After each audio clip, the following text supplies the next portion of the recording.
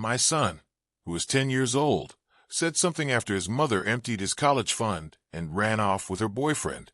When my entire world came crashing down, Elle will never forget it. At first, it was ordinary.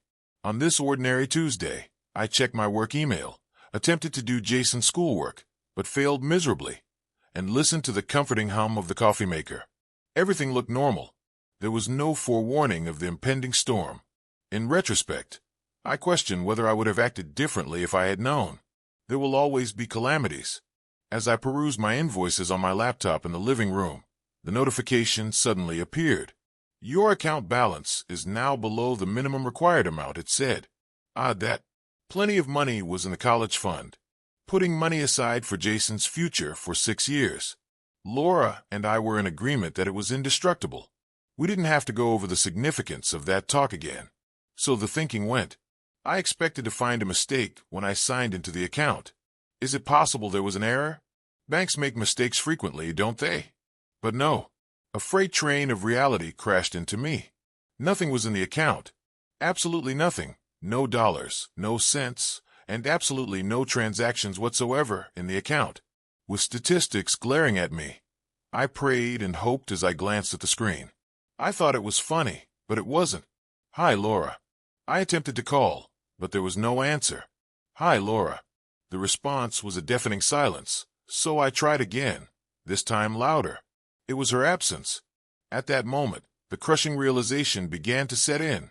For weeks, Laura had been behaving strangely, a bit aloof, a bit overdressed for doing errands, and quick to offer up evasive explanations when asked about her whereabouts.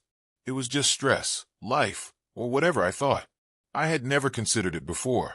In a panic, I whipped out my phone and called her, only to get her voicemail. Same outcome after a second attempt. At this point, my heart was racing, its rhythmic thudding echoing through my chest.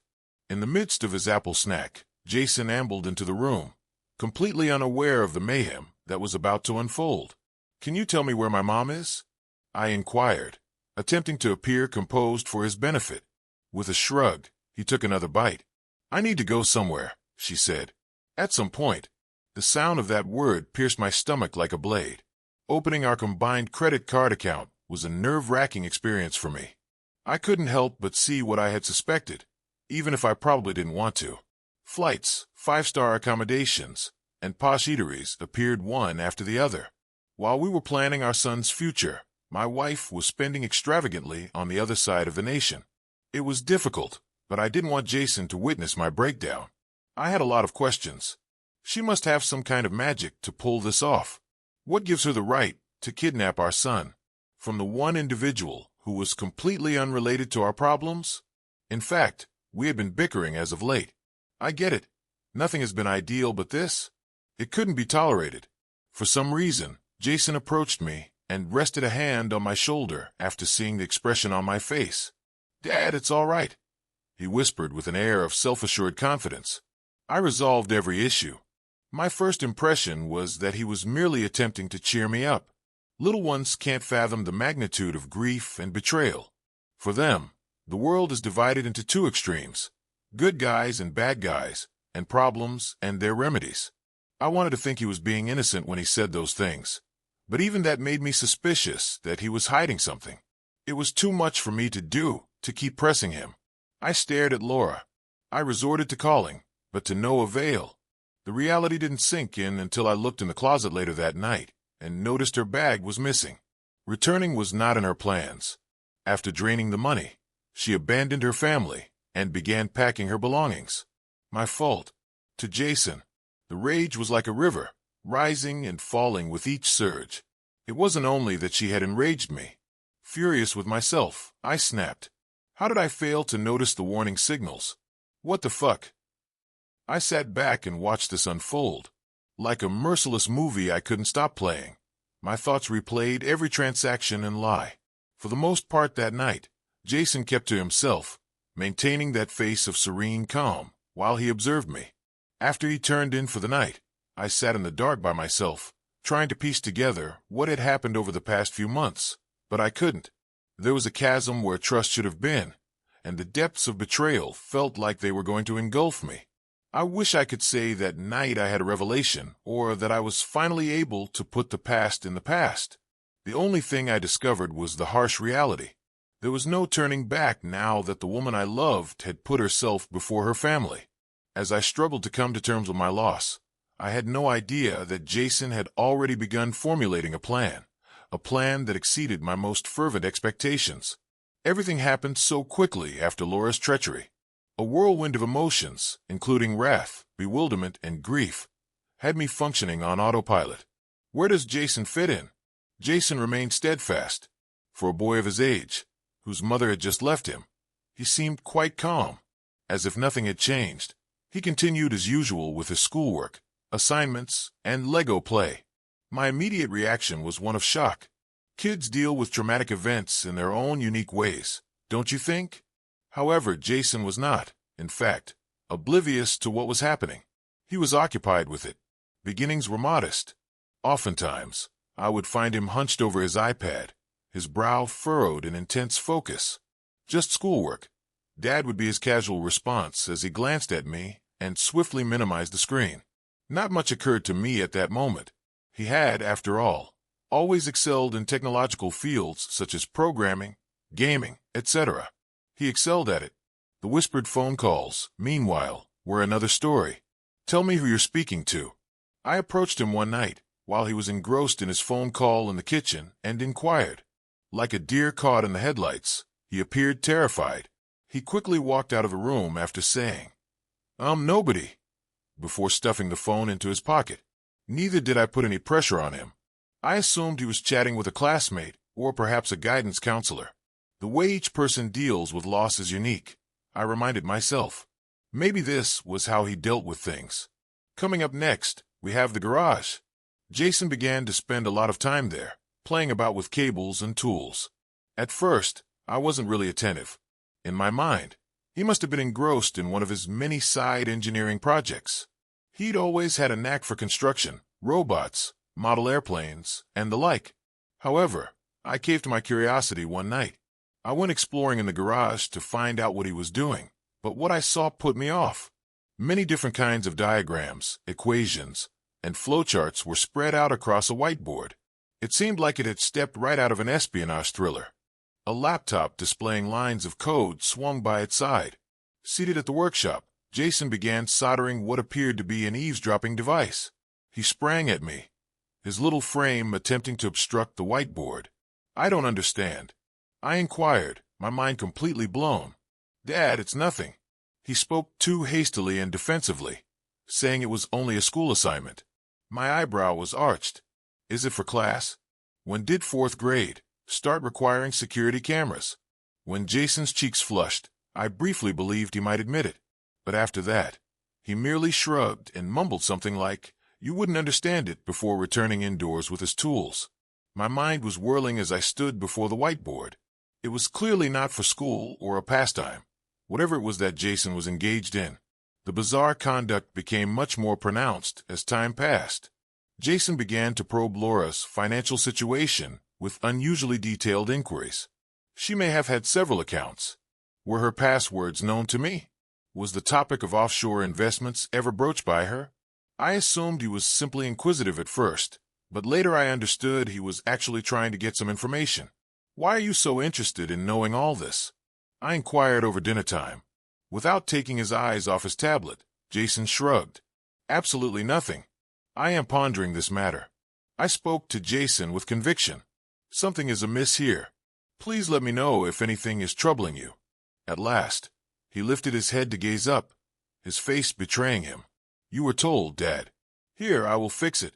I'll show you." I did not get any sleep that night. I couldn't get Jason's remarks out of my head. A solution? What on earth does he mean when he says that? I almost went up to him and demanded an explanation, but I refrained.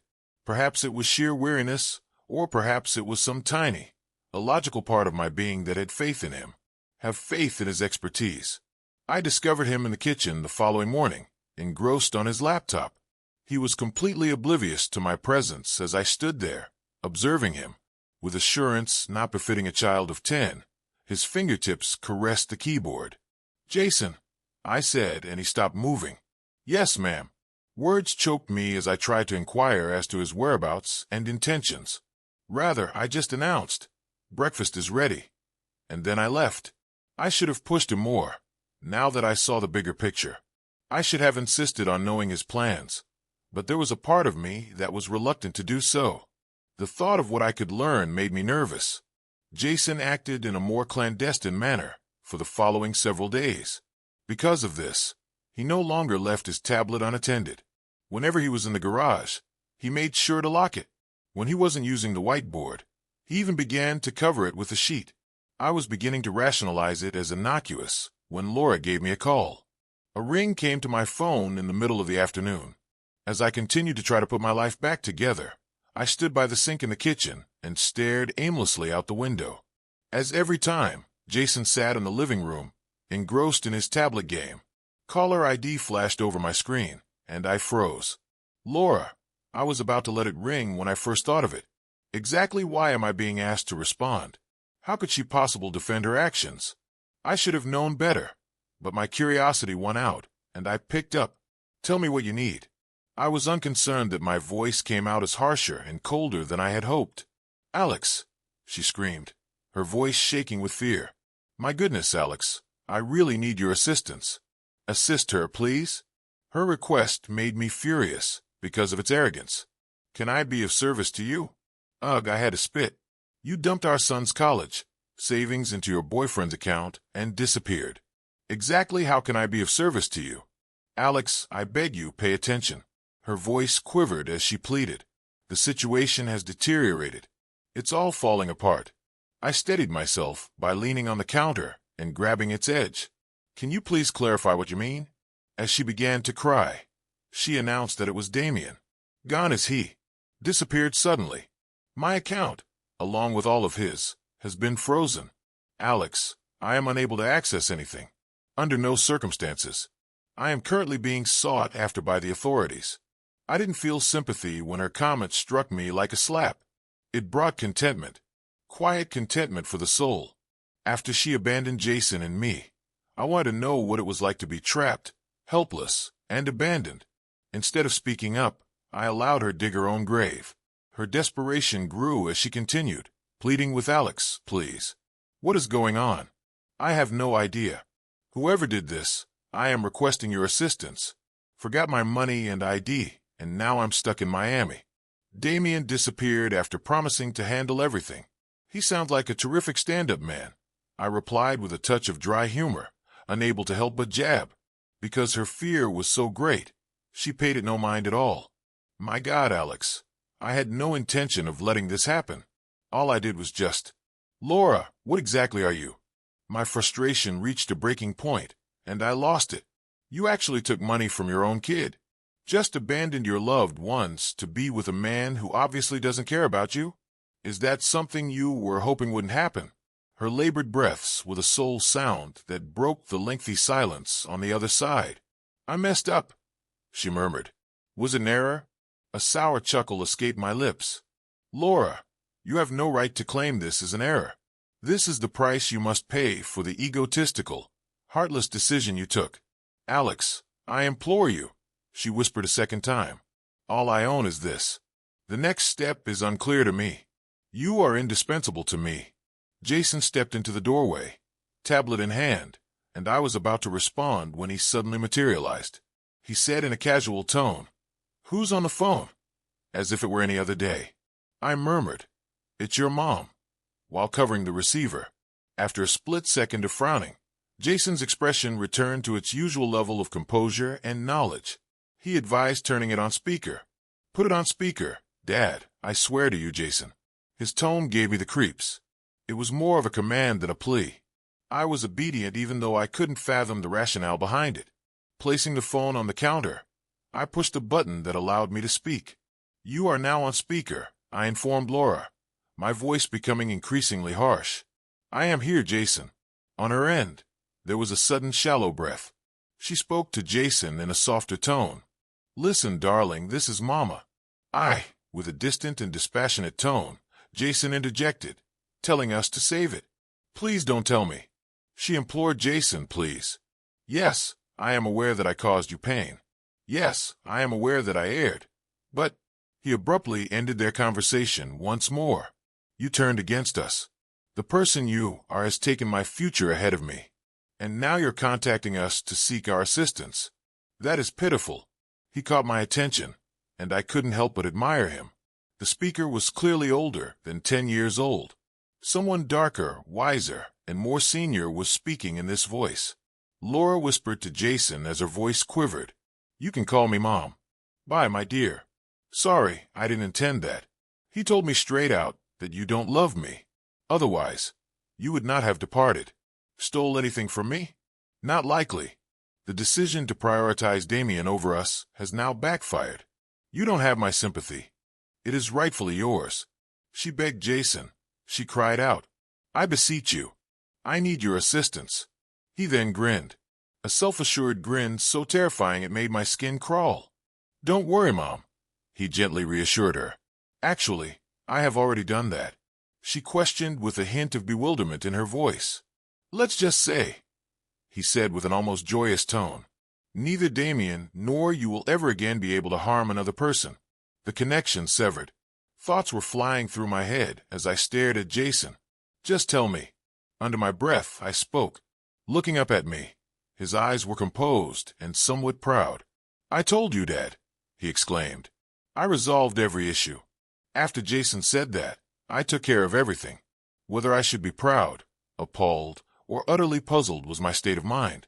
Standing there with that eerie serenity, my son, who was 10 years old, had just calmed his mother's stress with a cryptic comment, and I was even more uneasy than before. A plethora of seemingly ridiculous possibilities flashed through my head. What other options did he have? Remember that he's only a child? Jason, I whispered, my voice quivering with effort. So, you're saying that you solved every problem? Just tell me. As if we were having a conversation about his arithmetic homework. He shrugged indifferently. Our parents and Damien are powerless over us now, as I mentioned before. Anxiety knotted up in my gut. This is no joke, Jason. I would appreciate it if you could clarify what you have done. He sighed and gestured for me to come with him into the living room, as if he were a parent giving in to a child's incessant curiosity. Very well. Sure, I'll demonstrate it for you. We took a seat on the sofa, and he pulled out his tablet. An overwhelming number of charts, bank statements, and what appeared to be scripts for computer programs filled the screen. His explanations, delivered in a steady, deliberate tone reminiscent of a scientific project, caused my heart rate to increase. Do you remember how my mom drained my college fund? He said. If she could steal the money, I reasoned, I could return it. As he displayed a string of bank transactions, I stood there frozen in place, unable to utter a word. It was confirmed that the $50,000 that Laura had pilfered had been returned to the account. I felt like my brain was spinning from all the organizing and investing that went on. You did what? My speech stuttering continued. He talked about how easy it was, as if tying his shoes were more complicated than hacking into bank accounts. When it came to passwords, Mom wasn't exactly meticulous. I accessed her accounts by simply using the ones she had saved on her phone. Also Damien's. He still lacked intelligence. After I gained access, I returned the funds to their rightful owners.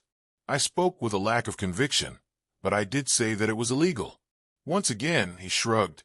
Also, taking from your child is wrong. I couldn't dispute that, but my anxiety intensified as he persisted in scrolling. The money transfers between banks were only the first step. It was all Jason, plus a lot more. With a gesture toward the screen, Jason indicated that Damien has numerous accounts. He has, in fact, been deceiving individuals for quite some time. Scam investments, front businesses, and similar affairs. I went to the police with everything, provided the proof they needed to permanently imprison him. He was reported by you. My voice was barely audible as I whispered the question. I agree. I was shivered to my core when he said, I even made sure the trail led back to Mom, too. His grin was contagious. She accompanied him while he spent the funds. Therefore, she is, in a sense, complicit in the fraud. The cops are now keeping tabs on her as well. Jason, are you aware of the consequences of your actions? My voice rose as I said, returning the funds is only part of the story. Your mother is in deep danger because of you. She caused problems for herself. With a more determined tone, he fired back. Instead of us, she picked Damien. Over us, she prioritized herself. When did she deserve my sympathy? My response was a complete blank. Obviously, he was correct. Laura had acted in the most despicable manner, by betraying us. My chest hurt from listening to my son say those things, with such cold detachedness. This was more than just a courageous 10-year-old speaking out. Something sinister was this. Does Damien have any news? I inquired, fearing the response. Can you explain? Will he no longer be present? On the other hand, Jason beamed. Egu, calm down. So far, he's doing okay. Neither money nor a safe place to hide are available to him. The government put a freeze on all of his accounts. They will find him when he is bankrupt and incarcerated. I felt a chill go down my back at the casualness with which he uttered it, as if taking a man's life was no more than killing an insect. My words were carefully chosen as I spoke to Jason. Why were you so coy about telling me about this earlier? You should have given me the reins. His face softened as he raised an eyebrow to meet mine. Simply put, I anticipated that you would do nothing. You are too kind to do anything about it. So she gets away with it. Do something, Dad, to stop her. Someone had to watch out for us. The world seemed to have moved under my feet. My wonderful, intelligent kid had decided to do more than simply help us out. He was also planning vengeance in a way I never imagined. I was conflicted about how to feel about his ingenuity, proud or afraid of what it could portend. After a lengthy pause, I'm not convinced this is the appropriate way to approach things, I told Jason. His composed expression never faltered as he cocked his head. It achieved its goal, even if that goal was never achieved. While stroking my hair, I reclined on the sofa. Both my words and my emotions were at a loss. In a scenario where I felt helpless, my son had seized charge and turned things upside down. But how much will it hurt? Jason glared at me with the same unsettling assurance as he shut his iPad. Tell Dad not to worry, he reassured. Now everything will be all right. Still, I couldn't shake the sensation that everything was absolutely wrong while I sat there, fixated on him. Following Jason's confession, I had a hard time sleeping. What am I missing? Like a movie playing in loop, the enormity of his actions continued to play in my thoughts. Even though he was only 10 years old, my son had already planned a scheme that would ruin an adult man and woman. But what's worse, there was not the slightest trace of shame on his face. I had intended to contact him first thing in the morning, but unexpected events prevented that. Laura, the phone rang once again. My initial reaction was to disregard it. So what would she say if she wanted to make a difference? Still, a masochistic little part of me wished I could just hear her writhe. With that, I responded. Excuse me? Avoiding small talk, I let out a low-volume bark. Please, Alex, she cried out.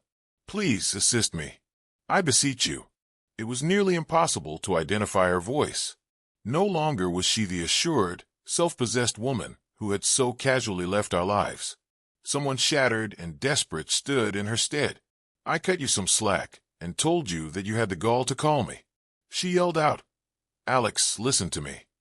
Her speech a cacophony of frustration. Whoops, the cops are on my trail. All of my accounts were frozen. Damien disappeared without a trace. Even his whereabouts are a mystery to me. Alex, I'm in a jam. I am short on funds. I am currently without a destination. Who is to blame for that, anyway? With a raised voice, I interject. Oh, Alex, she pleaded with you. Excuse me, I made a mistake. Even if I caused you and Jason pain, I am not worthy of this. Nobody has the right to leave me with nothing. A sour chuckle escaped my lips. After draining our son's education fund and running off with your lover, you're now wallowing in self-pity over the consequences? You are deserving of this, Laura. It in its entirety. On the opposite side, her labored breaths were the only sound to break the stillness. I didn't think it would get this bad, she murmured. You failed to exercise any kind of consideration, I retorted quickly. You failed to give a hoot about your belongings, since you were too busy having fun with Damien. Hey, Laura, guess what? The bed is neatly prepared. You can lie down in it now. At that moment, she began to sob uncontrollably and loudly. Excuse me, Alex. but I need your assistance getting out of this jam. There's no one else I can go to for help." My jaw clenched. "Is anyone else we can consult?" I was incensed by the boldness of the assertion. Despite everything she had gone through, she still had the gall to pretend to be defenseless? Did she think I owed her anything? I stated curtly that I am unable to assist you in any way. She begged people not to say that. I interrupted her and told her that she could go to the police and claim Damien was entirely to blame, since her first attempt at deceitful cover-up had been successful. "Laura, I've had enough of cleaning up after you." Her voice quivering, she pleaded with Alex. At the very least for Jason. Let him handle it. I couldn't take it anymore. I warned, my voice dangling precariously, that you must not include Jason in this. No longer can you pretend to be his worried mother in light of what you've done to him. You have made it crystal clear that your family is not a priority for you. "Alex, my apologies," she sobbed. "Nothing of this has happened because of my intentions. I merely wish to experience joy. Are you content?" With a tone betraying my utter bewilderment, I reiterated, "Do you really believe that taking money from your son and leaving him for some dweeb will bring you happiness? You achieved what you wanted, Laura. Now you just have to face the repercussions." I assumed she had hung up for a second, then there was another extended pause. However, she resorted to speaking, this time with a cracked little voice. "Will things truly turn out this way?" "Excuse me," she inquired. "Is this how you intend to leave me?" Her remarks were so ironic that I was on the verge of laughing. "You deserted us first," I remarked plainly. "Rest assured, Laura, I will not leave you. It's your problem, and I'm just going to step back and let you fix it. So long." I ended the call before she could finish speaking. Standing in the doorway, Jason continued to observe me with that same face of cool calculation as I turned around. "You didn't absolve her, did you?" he inquired. My voice quivered with weariness as I firmly stated no. I opted out. As if there were no other possible responses, he nodded. "Very well done. She is unworthy of our assistance." I tried to explain to him that it wasn't that cut and dried. Despite my deep-seated animosity toward Laura and everything she had done, I couldn't bring myself to abandon her. However, I could tell Jason wouldn't get it because of the unwavering determination in his eyes. It was terrifying enough that I feared he would actually do it. "What you did and are doing is not normal, Jason, as I mentioned with care. This is not the way a child of 10 years old should think. To put it frankly, I'm not your average 10-year-old, he declared. To be honest, I was stumped. One thing I've noticed is that when they're cornered, folks like Damien don't just give up, and then they lash out. Something is heard from them. On their way down, they kill as many people as they can. What followed was just that. An initial phone call was the catalyst. This time it's not Laura. No, I had already blocked her number. This one originated from an unknown source. Despite my better judgment, I decided to pick up the phone in case the authorities were finally closing in on Damien. "Alex," came the low-pitched reply. "Severe, low, and poisonous. Are you seriously believing in your own intelligence?" I went completely still. Saying Damien, my voice was flat. "You should be hiding somewhere by now, right?" He chuckled incongruously. "Yeah, I'm hidden, I swear. You and your spoiled brat have my gratitude. Are you seriously suggesting that you can destroy my life and then depart?" I stole a quick look across the room at Jason, who appeared unfazed as he sat on the floor of the living room and painstakingly put together a model vehicle. I debated just denying everything and acting stupid for a second. Then why was it even necessary? Even Damien was aware. I maintained a level tone and told you that you received what was coming to you. You betrayed my loved ones. So you didn't anticipate any fallout? In his snarl, he warned that you had no idea who he was dealing with. Think this is finally over? Things are far from finished. Not even close. Damien, how are you planning to proceed? With my patience waning, I inquired. It seems like you're short on funds. Everyone wants you. It's all done. Perhaps, he remarked, his voice eerily serene. However, I will not descend alone. Your residence is known to me, Alex. Your son's school is one that I am familiar with. You would be completely mistaken to assume that I will sit idly by while you destroy me. This made my body shiver. He was being quite serious. Damien was multifaceted, not truthful, one who steals, an insecure person. However, he did not threaten in vain. I warned you not to mess with my son, yet my voice trembled anyhow. Also, he made fun of her. Are you going to dump your hacker on me once more? Feel free to proceed. We'll find out his level of commitment. I ended the call before he could finish speaking. As I placed the phone on the counter, my palms quivered. As I tried to take it all in, I remained motionless, staring at it. Oh, really? Who was that? Jason inquired with an incredibly composed tone. As I turned to face him, I called out to Damien. He is aware of your actions. We are now being threatened by him. Jason showed no signs of fear. Let him try, he murmured, his tone so icy that it made me shudder. As I knelt down before Jason, I told him this wasn't a game. Be careful around this dude. We must contact law enforcement. With a forceful tone, Jason cut in with a nod. It will be far too late before the authorities take any action. But I'm up to the task. Jason, Dad, he exclaimed, interrupting me once more. Have faith in me. I will succeed. I wanted to confront him, to tell him that a 10-year-old shouldn't be responsible for protecting us, and that this was too lot for him to manage. The expression on his face, though, made me pause.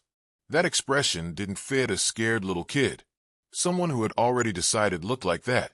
Jason locked the door to the garage and slipped away that night. I was too exhausted to intervene. I paced the living room in my sleep, my mind racing with Damien's remarks. I jumped at every sound outside. It seemed like every shadow posed a danger. Finally, Jason came out of hiding way past midnight. With a hint of contentment on his lips, he appeared exhausted yet content. He put it simply, "It's done. It's over." With a sinking feeling in my gut, I inquired.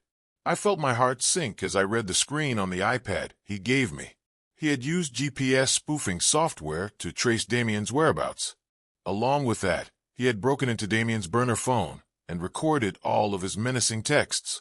The cherry on top was that Jason had provided the authorities with enough evidence to apprehend Damien through an anonymous tip. "Jason," I exclaimed, the sound of my voice